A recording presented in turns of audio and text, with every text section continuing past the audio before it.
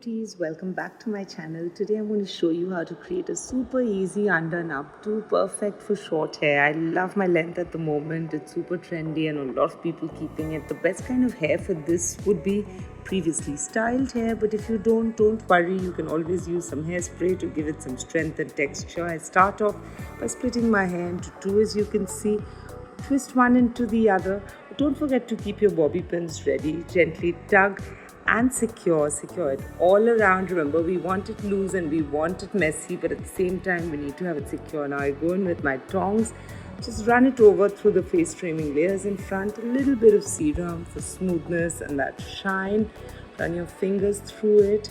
Now gently just shake off a little loose bits that fall off naturally and take them into the rest of the hair, into the crown. Don't forget to keep some hairspray with a little bit of hold. Use that for that finish, and there you have it, a pretty chic and easy updo, perfect for any occasion and super stylish.